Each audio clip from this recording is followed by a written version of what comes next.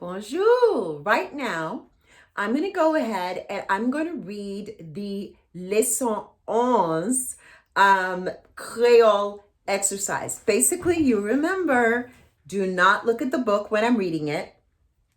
Don't even write it down. This is the moment where all you're going to do is listen to me and attempt to translate into English what I'm saying in Creole. Not writing it down in Creole, writing it down in English as a translation. You are in the intermediate level. So you definitely want to start exercising in this way with this exercise. Exercising in this way with this exercise. That was very good. So I'm going to speak in Creole. You're going to write it down, your best translation. When I'm completely done, you can listen all over again to the entire exercise.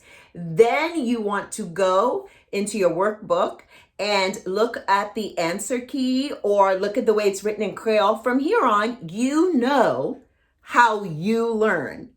Before, for the first lesson, starting from lesson 6 and on, when I'm speaking in Creole and you're translating, I was telling you exactly how to do it to build up some basically exercising. I'm speaking Creole to you because we're doing so much more Creole, but basically to teach you the tools that you can use, the ways to study. So some studying skills basically to help you to learn, to memorize, and to understand how you learn best. So at this point, you might listen to me speaking in Creole, go to the answer key because you feel pretty confident in your answer, and then go, oh, that's why I got that one thing wrong, or I got it all right, or oh, that's a contraction, so mine is still right. I just didn't, get the contraction.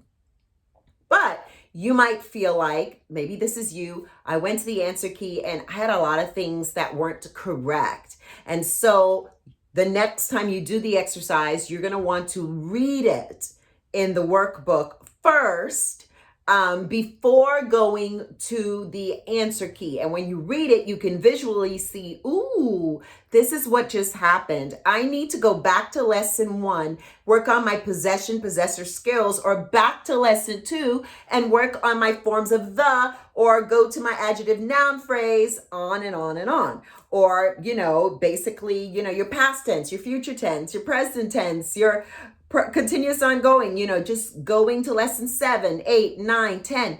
This is for you. So basically from here on, you decide how you best learn. But definitely when I read, do not look at it. It's when I'm done. Okay? All right. So we are on Leçon 11, and this is numéro 6, number 6. Numéro, number. Répétez, numéro. All right, so I'm going to read it twice. And then the third time, I'm going to read it for you to répéter. Na monte mon vendredi. Na monte mon vendredi.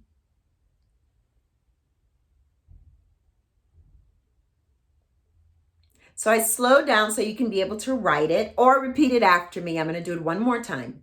Na monte mon vendredi. 7. M'se un grand moun. M'se un grand moun. Répétez. M'se yon grand moun.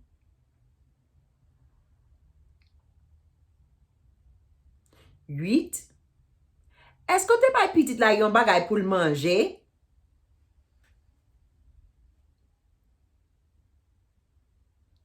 Est-ce que te bay pitit la yon bagay pou l'manger? Répétez. Est-ce que te bay pitit la yon bagay pou l'manger?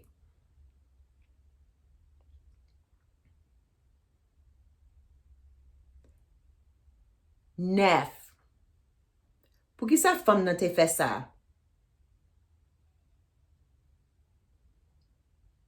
Pou ki sa fam nan te fè sa? Répétez. Pou ki sa femme nan te fè sa?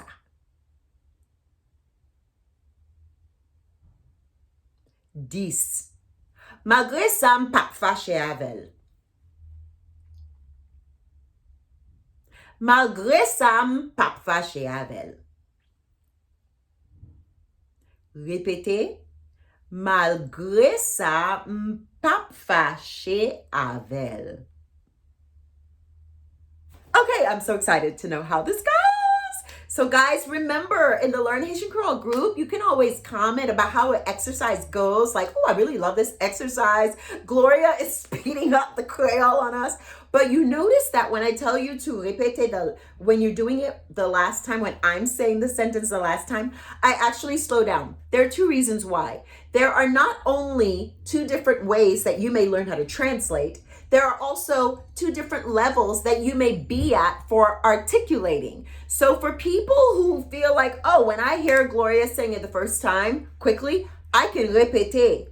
Do that. The second time, I'm a little slower than the first time, just a tad. You can répéter then. But if you feel like, oh my gosh, I am trying to translate, but the third time when she speaks in Creole and she really, really slows it down, not only can I répéter better, but I can translate better. And that's great. You just want to absolutely notice how you are learning at this point in the intermediate level, because a lot of people go, I didn't do well. I'm not in the intermediate level. I couldn't translate quickly. I couldn't articulate quickly. I couldn't répéter. No, it just means that your speed is different, not your level in Creole, but your speed is different. You notice when I speak English, I articulate.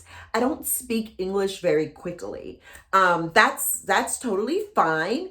Everyone has a different rate of speech. I told you this in the speech drills. Everyone has a different speed at which they learn and progress in a language. And everyone has a different speed where they can repeat something and translate something. That is speed, not level. You have learned all of these rules. So you are in the intermediate level. You just need to pace yourself with articulating and translating. Okay, guys, go ahead and download this video and like it so that you can remember that you've downloaded it and so that I can know that you've watched it.